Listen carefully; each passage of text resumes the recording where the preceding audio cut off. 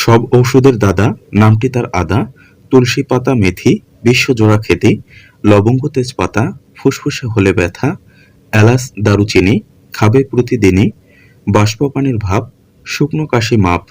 পানি কম পান করলে স্মৃতিশক্তি কমে যায়। সবুজ রঙের দিকে তাকালে দৃষ্টিশক্তি বৃদ্ধি পায়। হিসকে হলে সামান্য চিনি খেলে কমে যায়। টক দই খেলে কোষ্ঠকাঠিন্য দূর হয়। লেবু পাতার গন্ধ নিলে মাথা ব্যথা দূর হয়।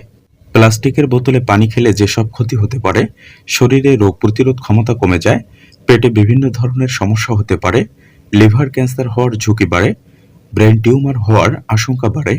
পুরুষের বন্ধ্যাত্ব রোগ হয়। যে 4টি কারণে প্রতিদিনই সকালে পান্তা ভাত খাবেন। পান্তা ভাত দ্রুত দুর্বলতা কাটাতে সাহায্য করে।